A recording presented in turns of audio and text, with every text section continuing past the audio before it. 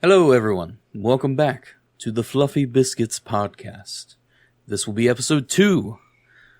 As always, I hope we do like 100 episodes, and then by like episode 100, we're like, this will be episode 100, and people are like, we get it by now. We get it by now.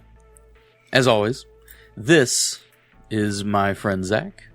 He goes by Pixelated Trash on the internet, and I am Jacob. I go by Nazir TL on the internet. And this is our podcast where we just talk, and if you enjoy listening to people talk, then this is the perfect place for you. Do you have anything to lead in? Before we even get started today, yeah, actually I do. I have a pretty big apology I have to make. See, in the first episode, I mentioned our sponsor, and since that episode, which is definitely not recorded the same day, I have changed. I just washed, put the same shirt and hat and everything else on.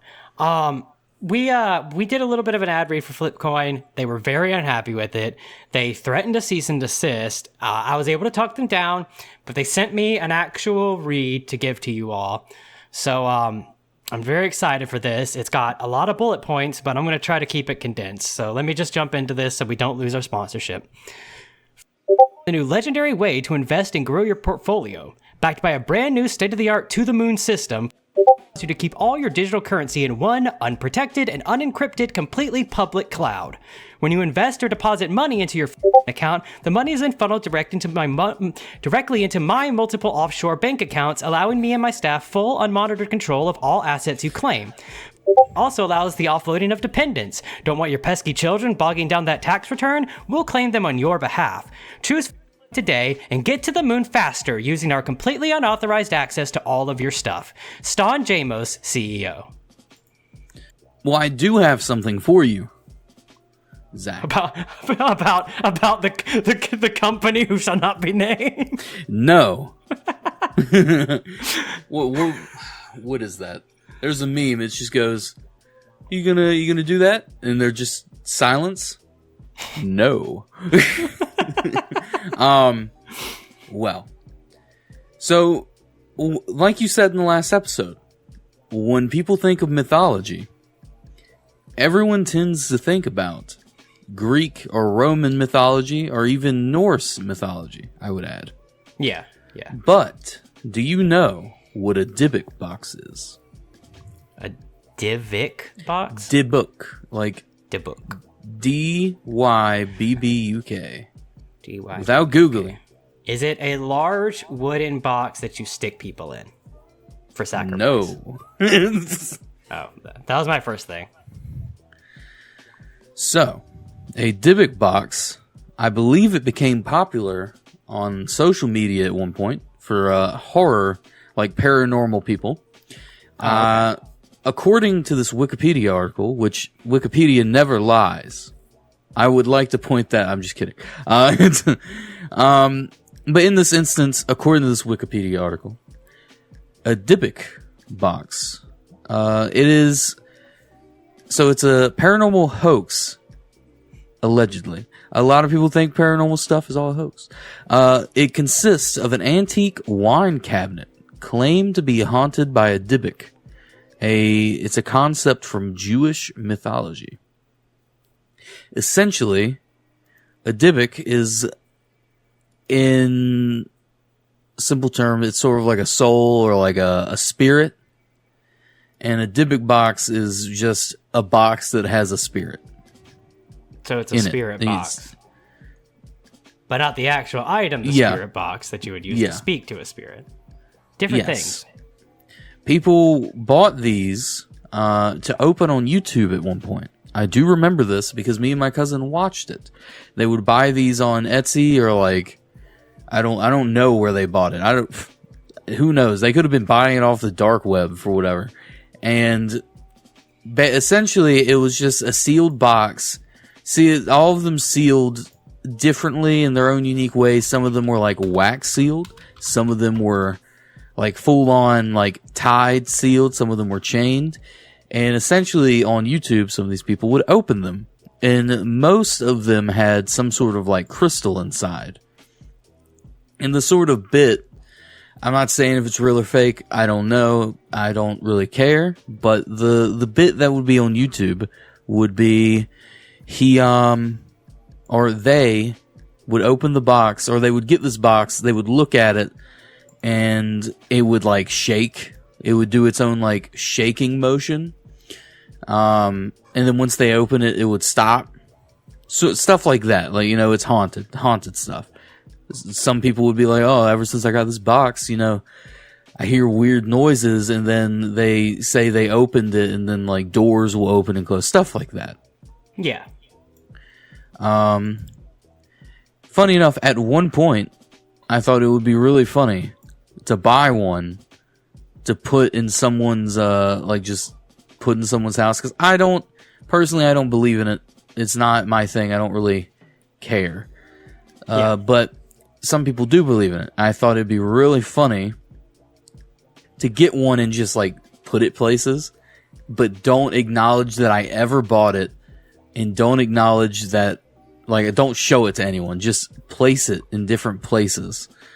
Another thing that this reminded me of is, the movie Chucky, right? Yeah. One of my, as a small child, a family member of mine really disliked the movie Chucky. I thought you were going to say you, and they gave you like a stuffed Chucky to fuck you up. No. Well, I would spend a lot of time over at their house. Mm-hmm. I, at one point, was going to buy like one of those life, like realistic Chucky dolls, and I was going to put it in the potato chip cabinet, like just a cabinet where they threw all their snacks, and I was going to put it behind all the potato chips, the bags of snacks, so when you removed one, it showed the face. But this idea got shot down simply because I had no bank account. I could not order something online without an adult. And once I told like an adult about it, they were like, yeah, you're going to give someone a heart attack if we get this for you. We can't let you do that. They're like, this is a bad decision. Not fiscally, but it is irresponsible to let you have this power. No, I can feel that. I discovered something I'd like to run by you real fast. I went on to eBay and I put in Dybbuk box. And I found this one being sold by a purveyor named North Bay Vintage. They have 100% positive reviews. I would like to point out the buy it now price is $7,200. They were not that expensive before. I know, but I want to read this description to you. Dybbuk wine box, wine cabinet antique, possibly heavily haunted. This is the true story of this object. I could never remember exactly when this object entered my life or where exactly I acquired it, but there was always a strange attraction to this wine box that made me treat it specially. I have moved a few times the past decade, and although I cannot recall since when, it's a fact I would carry the box personally to its new location and treat it as a sort of altar. I remember throughout the years, for reasons I don't understand, I've always placed candles or crystals around the box and light incense, and oftentimes I hid a secret treasure inside that I didn't want anyone in the house to find. I never knew what this box was. One day, I was watching a story from a YouTuber I follow, and she was recounting the legend of the so-called Dybbuk box. My jaw dropped when I saw the image of the original box. I came running to see my box, and it's exactly the same with only minor differences. So not exactly the same, I would argue. Yeah. I have looked all over the internet and even eBay and found none like mine. Like one of the 10 boxes they say are lost around the world. The more I thought about it, the more I realized how strange things have happened at home. To myself for years. How many portals I thought were open, but thought it was just my imagination. I am still puzzled, curious, but also afraid. It's time for it to go. It's time for you to take it now. Interesting. That is the most batshit thing I've ever read in my entire life. I'm not even going to rag on this person because, like, I've seen plenty of this kind of creepy antique stuff. They love writing, like, little short stories for this shit. But I also found another one that I wanted to quickly run by you, and I'm actually going to just drop this for you in our little chat here. just so you can see at least the images associated with this one for yourself. All right. Because it's a nightmare. Is this a painting? Yeah, that's the top of the box. It's weird. Wicked Nasty 1900s Wicked active nasty. demonic box from Burial Ground. $289 or best offer. This is from Love My Stuffed Treasures. They have a 99.3% positive rating with 1,048 ratings. Okay. Now let's read into this about The snickering, the laughter I have already been starting. practicing Wicca for 55 years. This is a predominantly Western movement whose followers practice witchcraft, spells, bindings, dark arts. That's the end of that sentence. I'm also a well-known psychic medium. A medium is the practice of mediating communications between spirits of the dead and living. The dead never sleep. There are times when I can see this. I'm not going to add anything, by the way. That's what it says in there. I saw it. I'm reading it. I can see the spirits and communicate with them. I've had the gift from a young age. There are times when I wonder if this is a blessing or a curse. My grandmother had the gift also. I also travel throughout the U.S. in search of haunted, active, paranormal boxes and other items that interest me, especially in the South. I live close to a cemetery. So spirits can and do easily attach themselves to my objects, and I also drive a hearse. The veil between the living and the dead is a fine line. Fear the living, not the dead. The box was... she just fucking quoted goddamn The Walking Dead. Like, just straight up. The box was purchased from a trip I took to Natchez, Mississippi. I don't think I live anywhere close to that. I purchased all the boxes the old gentleman had his name. This is okay, just no punctuation. I bought all the boxes the old gentleman had his name as R.T. Rutger. I have enclosed a picture of his home and shed. So she just doxed this dude. The boxes were found in the rafters of the shed. I happened to be at an estate sale across the street from RT. He was outside, so I wandered over to chat with him. His home and surrounding drew me to it. I asked him if he had anything he might want to sell. I told him I was interested in antiques, oddities, paranormal, and macabre items. He said that he was cleaning out his shed and he came across a metal trunk in the rafters, which had some strange waxed boxes. He didn't know what they were, but since he kept everything, since it kept everything, he hung on to them. I was able to snap a picture of his home, which you will see on the pictures I have taken. Here's his address and social security number. Let me interrupt you here. Go ahead. I do not want to read this entire thing because it's long. I want to get to the bottom of it, the bottom part, because that's what I care about. I'm required per eBay policy on the sale of any paranormal items to state that this is a tangible item. Must be 18 years or older to purchase. This is for entertainment purposes only. I have warned and cautioned you before you buy. I'm not responsible for any paranormal activity you may or may not experience with this purchase. Each person can have a totally different experience. If you purchase this vessel, you take all responsibility. Immediate PMT is required. No refunds, I can't imagine why. Cancellations, thank you for your time. Okay. So buy this box this old dude gave me, and here's a picture of his house. I will bleep his name. I think in the future we should, I think it's fake. Like, this is all made up. You think it's all made up? No, I mean, look at the actual pictures. The pictures on the site, someone clearly took those pictures from a Google search. Like, someone took a photo of a computer screen showing a Google search. Look at that last house. That is true. In the pictures that are listed. If there's a way to get this on screen for y'all, Jacob will find it. But it is a dead-ass picture. You can see the scan lines. Like, someone took a picture of an enlarged Google search. All you have to do is, like, just pull up an image on your computer and take it with your phone. Like, take a picture of your phone, and it looks exactly like that. So yeah, except don't focus. Don't focus at all. Just, like, snap the picture and, like, go away. In fact, if you wave your hand in front of the camera a few seconds just to, like, really unfocus everything, then take it, then you're even better. You'll get closer to this. Zoom in absurdly. Like, it's too zoomed in on these things. Yeah, and the same with the picture of the car. That's also clearly taken from the picture of the hearse they drive. Well. very clearly a fake picture. The reason why I said I would bleep the names isn't because I believe these people are real. It's because you can find this posting by searching this stuff, and I do not want to...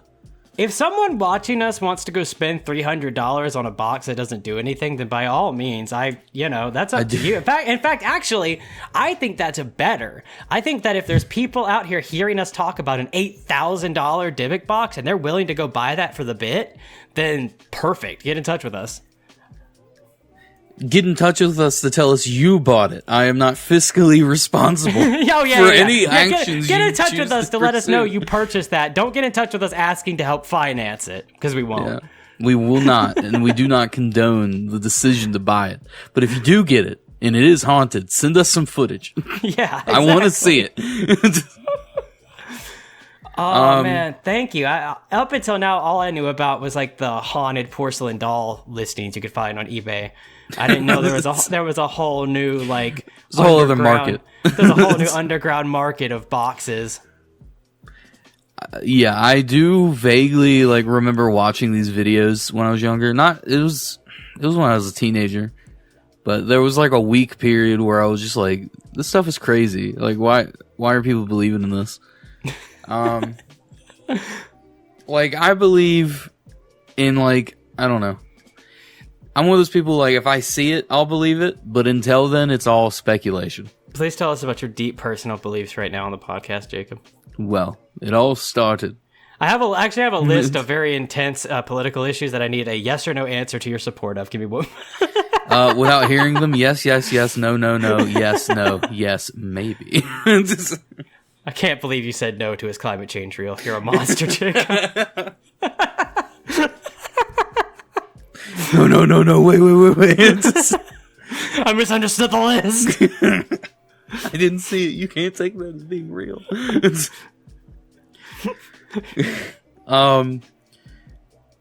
So, do you know the Muffin Man? He lives in Drury Lane. Mythological. What? That's anything. Do you know the mythological creature, the Dullahan?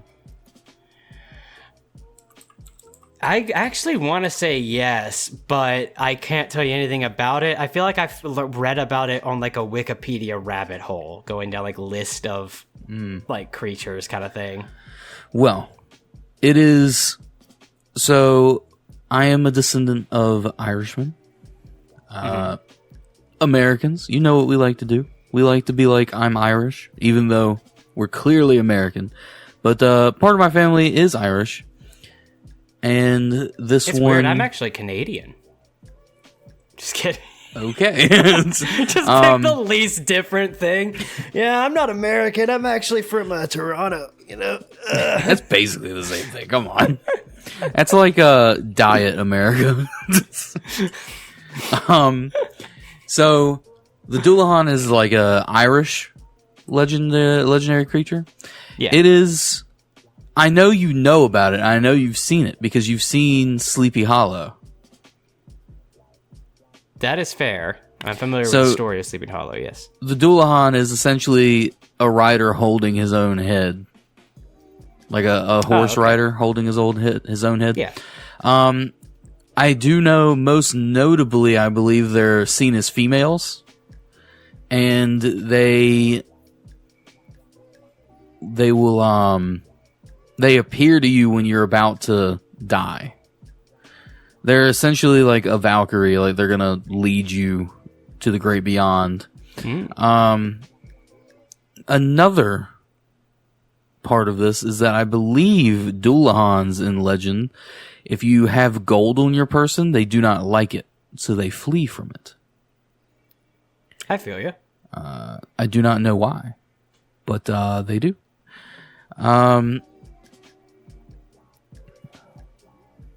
I'm sure there's a bunch of other parts of this lore, but I just wanted to bring it up because I like it. I feel that. I mean, the thing about all that kind of stuff is like, I fall a lot more into like the the less respected side of that, where it's like I'm far more into like cryptid stuff and like the pseudoscience stuff like that than like the actual mythology, because it's like there's so much weird shit out there where it's just like, yeah, some people in Ohio saw a gigantic human-shaped frog, and we've just kind of like that's just kind of been a thing for like 85 years, and it's just like, but why? But like, why didn't anyone try to catch the frog? So you like SCPs? Do you like those? I am familiar with SCPs through a YouTuber named Wendigoon, who does a big... I also know him. Yeah, did a big iceberg breakdown of SCP, so I know a lot about SCP. I've never actually personally read SCPs, but I've played a couple of games based on the... There's actually like on Steam, there's a new one. Well, that actually. But there's also an older one that's like almost like a Gary's Mod kind of layout, where like some people SCP Secret Laboratory? Yeah. I played that too. I like that. But going back to that, my first ever visit to an Ikea and my first ever encounter with an SCP, like in like story wise, obviously, was we were going to get fireworks from a store. No, a store, and an Ikea was on the way, and I had never seen one. None of us had ever been in one. And as we're going, we're like, oh yeah, we're going to get some food, and then we're going to go across the street to that Ikea. And we go in, and as we're like going in, all my friends start going, hey, you guys know that Ikea like SCP story? And so I ask you, do you know the Ikea SCP story? Yeah, it was in the meatballs. No. So the IKEA SCP story is there is a random IKEA and it randomly moves. Oh yeah, I have heard this before. And you get lost and like all the staff are like weird dysmorphed and like it has like a weird day-night cycle and they become hostile at night. And so there's like you get lost in there and you rarely ever find your way out, and supposedly it connects to different dimensions or different timelines. And there's like settlements of people, like other people who got lost in IKEA. So it's like the fucking Outworld from Mortal Kombat. Basically. And the best part about this is that we go into IKEA. And it's just the four of us, and we're vibing. We're looking through all this furniture. I don't know why we found it enjoyable. I think we were like 19, but we were like, man, this is some nice furniture. Cheap too? Sheesh. And we just keep getting distracted. And I remember at one point, we were distracted by like a really distracting like a person walking by. I can't remember if they were like attractive or being belligerent like in public kind of thing. But they distracted us, and the thing about IKEA is I believe there's like arrows on the ground. There are, yeah. And because we got distracted, we looped around to the wrong section and we started going backwards without realizing it. So we essentially got lost in the IKEA.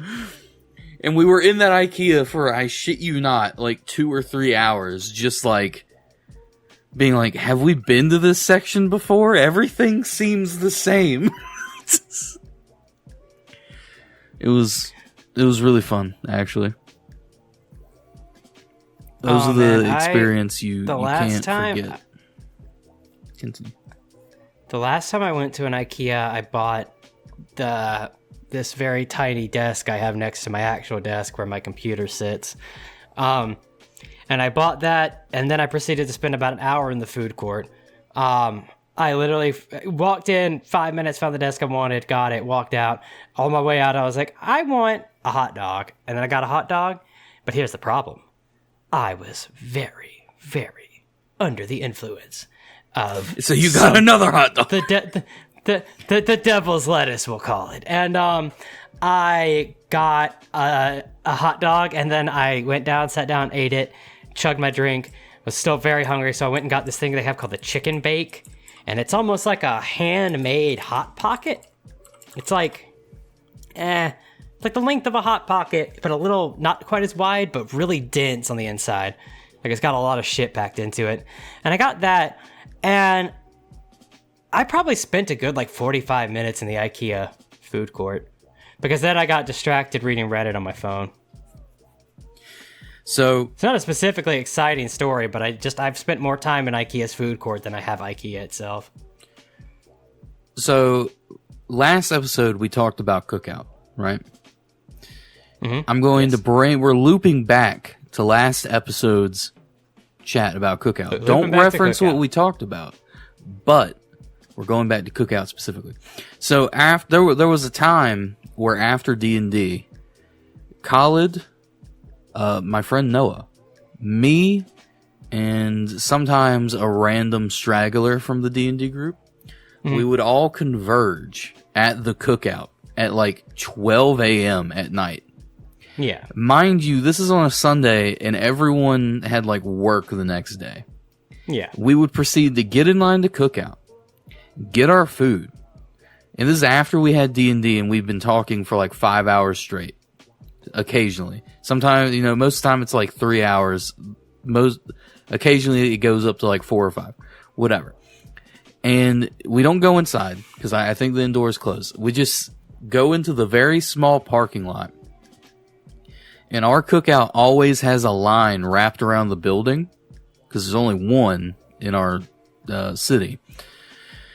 And we're just sitting there, standing around the hood of the car, eating Cookout and just talking. And sometimes we would be doing this in the winter. Yeah. So it's like 30 degrees, and we're just like eating Cookout off the hood of the car, watching the other cars go through line, just talking. And we would sit there for hours just talking. And I'm gonna be honest, sometimes those are like the best ways to hang out with people. Just those impromptu, let's go grab some food and just sit in the parking lot and talk. But that story brings me to this question. Okay, let's hear it. You and anyone that is listening or watching this that lives in the South would know that Cookout has a very big milkshake menu. Yes. Can you tell me what milkshake only comes out in the summer? Watermelon.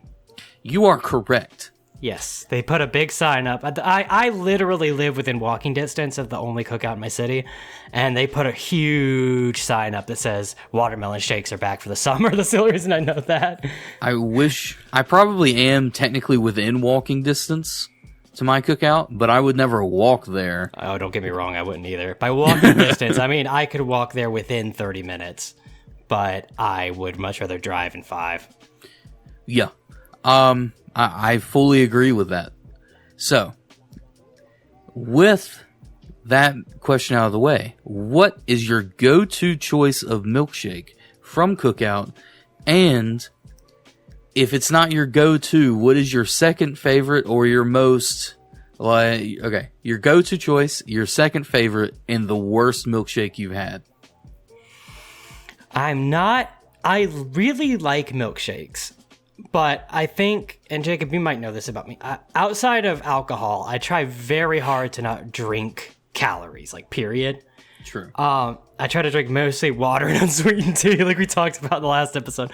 But when I do get a milkshake from there, my favorite is probably peanut butter. Ooh.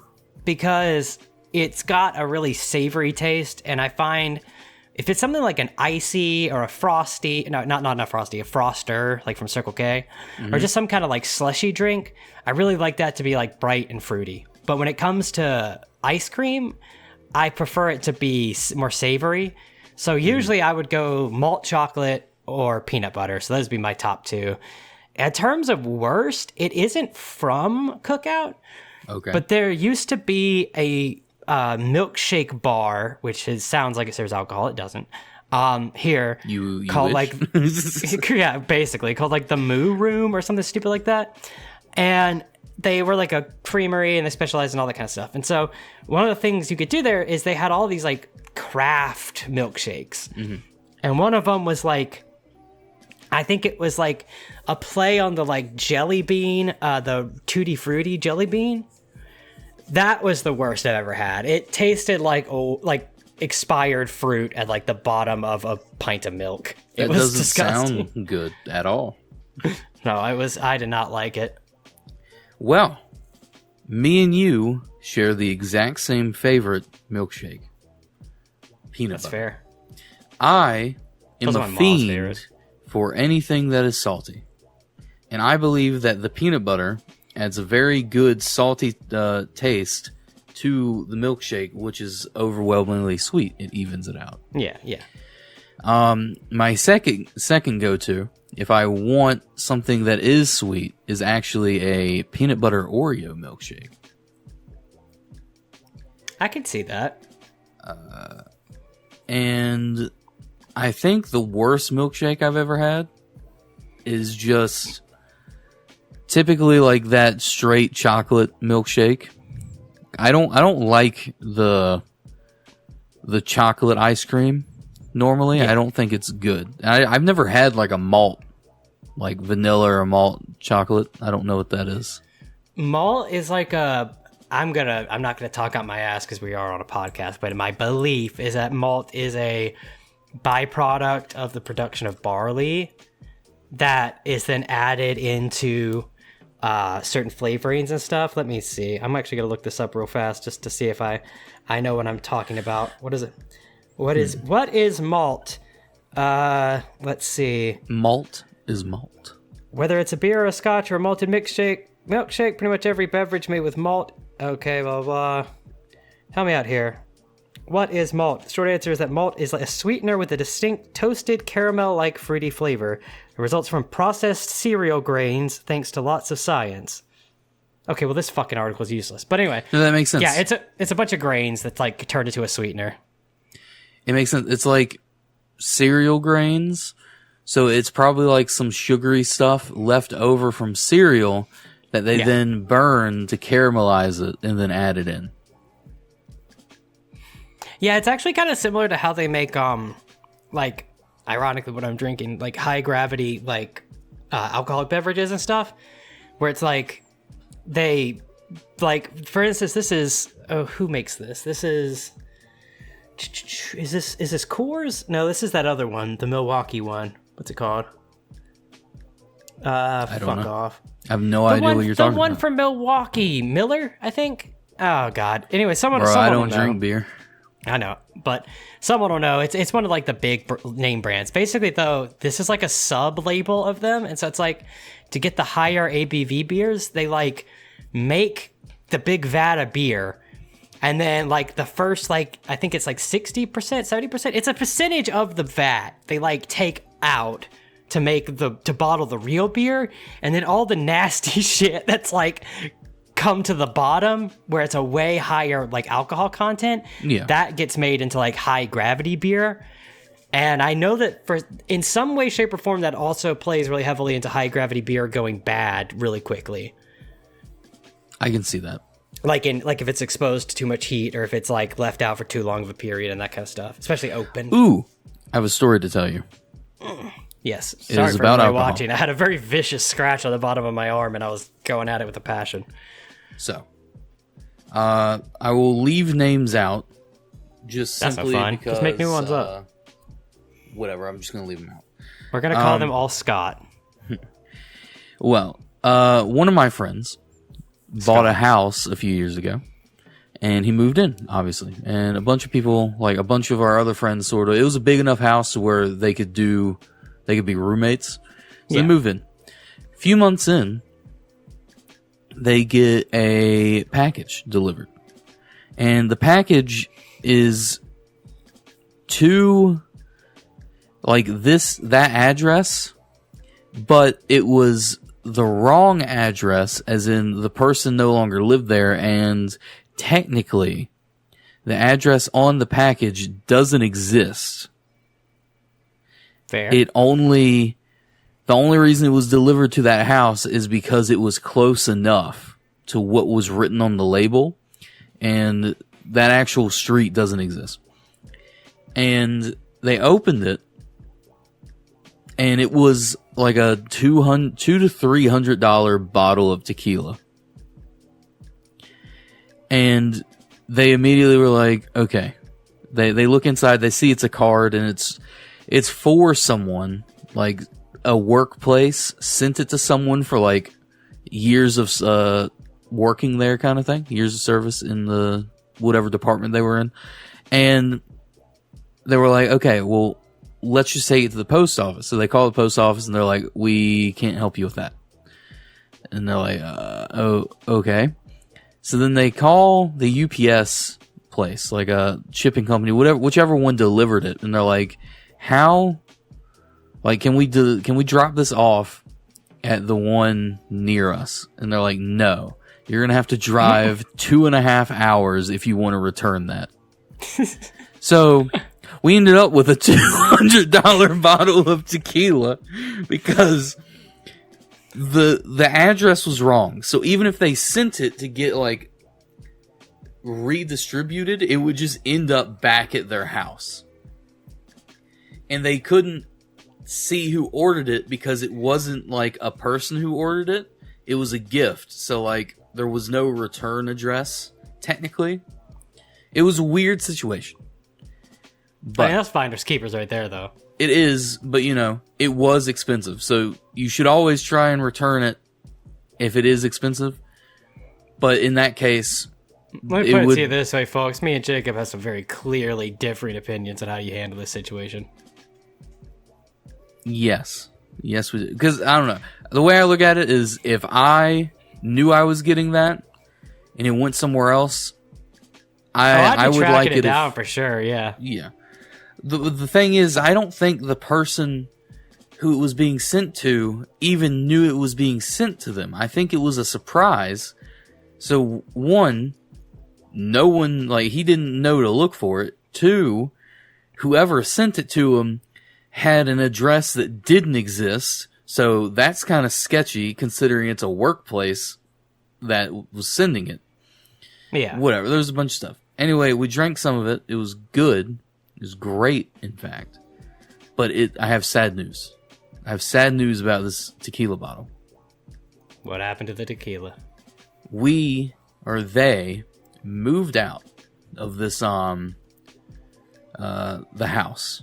Okay. One of the other roommates stayed, and they all moved out. They went their separate ways. The person who bought the house also moved, but he came back to get his stuff, and he grabbed the tequila because it was technically his, because it's his house, stuff like that. And it had gone bad. And I need to ask you something. Does tequila go bad? I'm going to say yes, and I'm going to do a cursory Google search, but I would imagine tequila has a very high amount of sugar in it. Does tequila go bad? Tequila can go bad. Once opened, tequila should be enjoyed within a year. But if it's left unopened, then it's still shelf stable. So let me see. Can I drink 2-year-old tequila? See, okay, I found an immediate one that says tequila will not go bad. So if it's unflavored, it might not go bad. But it does lose its quality over time. So it doesn't seem like... I have no idea. I literally came up with 17 different answers in one Google search. We only had some factors to include in this. It was opened. But it was resealed. Like, it was put back, like, sealed type. Yeah, they real nasty. But it was left unsupervised with the other roommate. So, do we think, A, it went bad, tequila go bad, and we only had it for like a year. Tequila go bad. Tequila make my clothes come off. Do we think, A, the tequila went bad? B, it was something weird because of the way it was shipped, the fact that the address didn't exist, and stuff like that. Was it even really good tequila? Or I mean, that's in B. all fairness, just because something's expensive doesn't necessarily make it like I know. the highest quality of a product. Or C, the roommate or the roommate's friends in cohorts drink the tequila and fill it with something that could go bad. What is your vote? Man, I'm honestly, of all of those, I'd lean that they drank it and just replaced it with shittier tequila. Okay. Like, right? Because it's like, okay, douchebag story time. No, I'm a big fan of whiskey. Not a big fan of beer. Like, I'll drink an IPA, but I won't drink regular beer. Regular beer, kind of bad, not gonna lie. If I'm drinking to unwind, whether I end up drunk or not, if I'm drinking to unwind, I do like beer or wine because it doesn't hit me as hard. If I'm going out to intentionally get drunk or like have drinks, then I'll usually go with liquor. But I'm a bigger fan of, man, they were so nasty, but one of my favorite liquors was the Smirnoff Sours. Oh, Fucking loved that no. shit. I loved that shit so much. They had a blue raspberry one, and I would just shot. When you say of that sours, shit. do you mean like the Smirnoff Not like a whiskey Ice? sour. No. Or It was actual vodka, but Okay. it had like citric acid in it to make it sour, like a warhead. I've had that too. That's disgusting. liked I feel it. bad I loved for you. it. I loved it. You need to stop. You need to chill. It's not that good. Vodka, I feel like bad. Smirnoff Sour is the vodka version of Fireball. I don't like Fireball either. Well, I don't like Fireball either, but I do feel like they kind of fill the same general niche. I can see that. I feel like I'd like sours more than Fireball. But Yes, if I'm same. being honest, I don't like vodka because I think vodka's garbage. That's just my opinion. I'm not saying It's I'm funny. right. I think vodka is not good, but it is in most mixed drinks that I like. I agree. I do not personally enjoy vodka, which is why I like the sour. It's the only kind I can like drink straight. But when it comes to like my favorite mixed drink is the Bloody Mary. In fact, there's a oyster place near me that I went to with my girlfriend a couple days ago. I got this thing called the Home Wrecker, or no, the Weekender. Okay. And it was a pint Bloody Mary with a whole stalk of celery in it. Not celery sticks, like the full fucking half-cut stalk stuck in there. And then this skewer, and the way the skewer went was kind of like a kebab, and it was Roma tomato, olive, shrimp, piece of sausage, and then it did that for 3 rows. And then it had half of a lime and half of a lemon in it, and then sliced heirloom tomatoes in it as well. My favorite really good mixed actually. drink that has vodka in it would be like a screwdriver. I think a Paloma has vodka in it, and those are really good. But my favorite drink is just a glass of whiskey. And if I had to, water. if I wanted to do it up a little bit, I'd make it like an old fashioned with like the orange Bitters peel and and the orange, yeah. cherry. Yeah. I don't do that often, but when I do, I make my own like simple syrup and stuff like that. Just a very simple old fashioned. Call me old fashioned, but I like to keep it simple. See, you're gonna call me a menace, I think, right? The society? Do you know the only way I actually think vodka is enjoyable without adding like any boofing sort it. of flavor to it? Boofing it. No. It's mixing it with warm water. Okay, so what you are unlocking right now is more of my pinnacle drinking stories. When I was really poor and I was drinking a lot because I was really poor, my favorite drink that I would make that is the grossest, most vile shit is I would take just a regular glass, like a 16-ounce glass. I'd put maybe like 5 to 6 ounces of vodka in it. Then I would fill the rest with cold tap water. and then I would mix in a water flavoring packet. Like, you know what I'm talking about? The little, Yes. like Crystal Light packets and stuff? Yep. And I would mix in one of those. And I swear to God, it's untastable. Like, you can't taste the vodka through it, especially if you get, like, a good ratio with the water. It is wild. But, yeah, that's what I did for a good couple months before I finally got off the proverbial wagon there. Off the binge. Yeah. That reminds me, one of my good friends makes this pink lemonade. And you're you gonna say have makes to be this pink sauce, and I was going to say, oh God. no. He will occasionally, you'll know when he's about to get like drunk or go to a party, because you'll see like a Minute Maid, like the big like container of Minute Maid pink lemonade mix Yeah. powder. You see that sitting on his counter, and you're like, oh shit, here we go again. Because it also works great with Kool-Aid. he will put all of that into a container, like all of it. Yeah. Mix it with like some sort of ratio of other liquids and just straight vodka, like bottles of it. And you don't know there's any vodka or alcohol in it at all, but after one glass, you are already feeling it.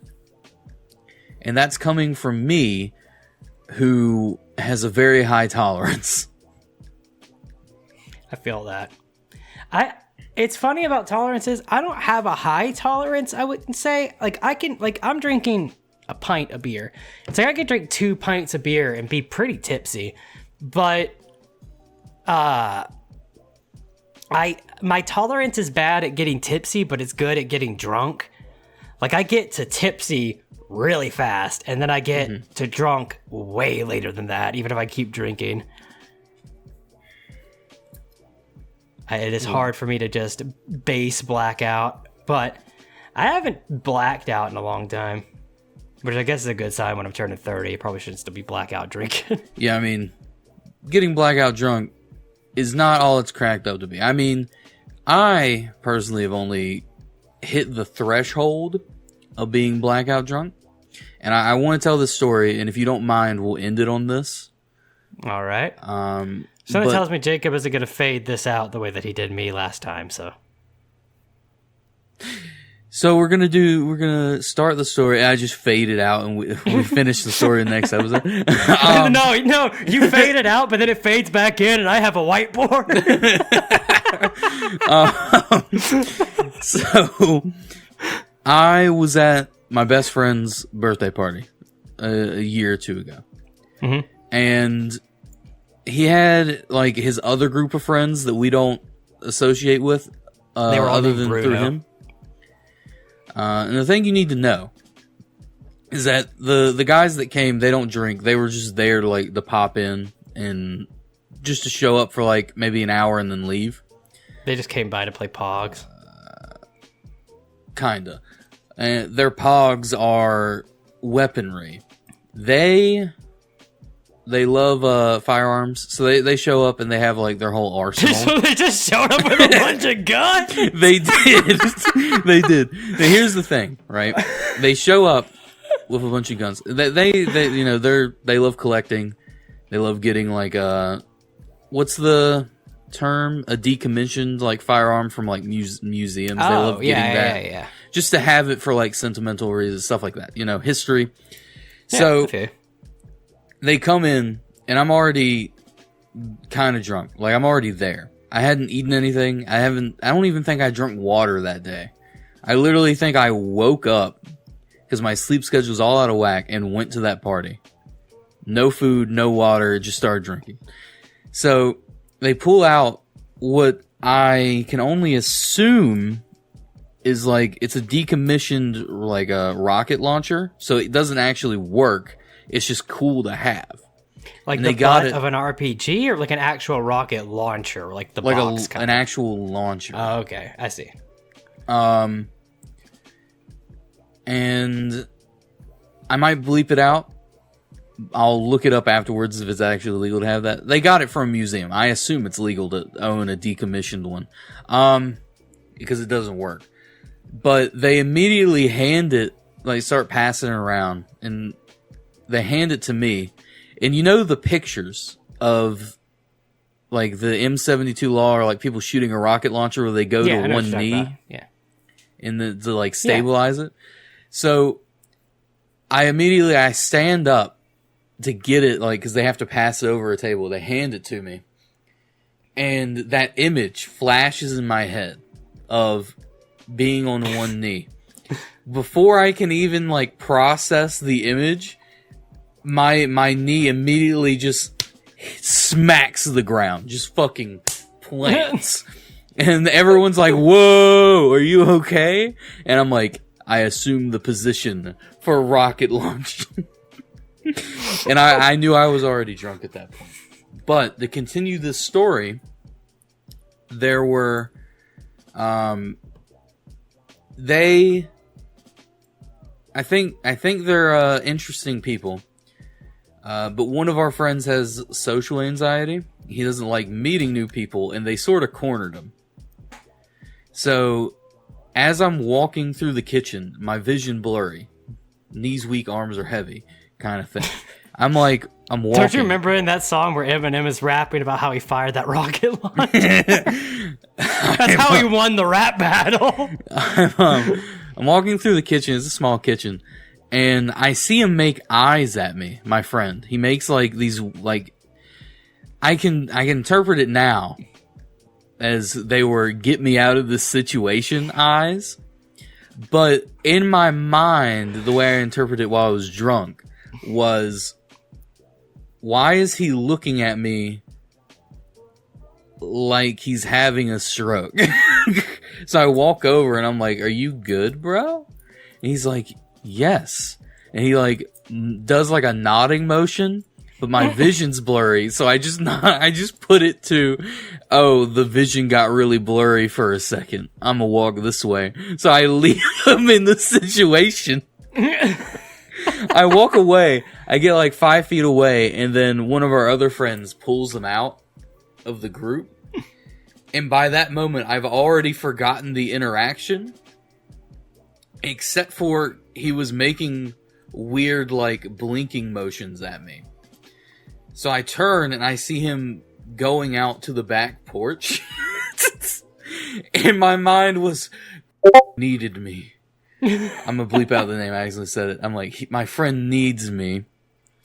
And so I go out there, and I'm like, "What did you need, bud?" And he goes, "I needed you to help me, but you left me there."